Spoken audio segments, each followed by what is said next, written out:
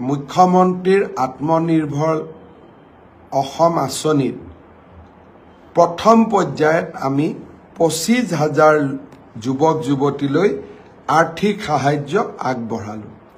এই আঁচনিত এইবাৰ আটাইতকৈ বেছি যুৱকসকল নিৰ্বাচিত হৈছে।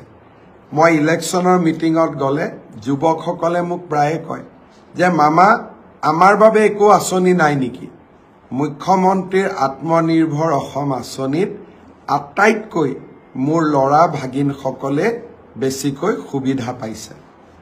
অহা 5 তাৰিখৰ পৰা আমি দ্বিতীয় পৰ্যায়ৰ আবেদন লোৱাৰ কামো আমি আৰম্ভ কৰিম। যিসকলে সঁচাকৈয়ে ব্যৱসায় কৰিব খোজে, উদ্যোগ স্থাপন কৰিব খোজে, তেওঁলোকৰ বাবে 2 লাখ টকাৰ সঁচাকৈ ই এটা ডাঙৰ প্ৰয়োজনীয়তা পূৰণ কৰে। বহুতে মোক হোৱাটছআপত লিখিছে যে এই 2 লাখ টকাই আমাক বহুত সহায় কৰিব। মই প্ৰথম আপোনালোকক 1 লাখ টকা দিম।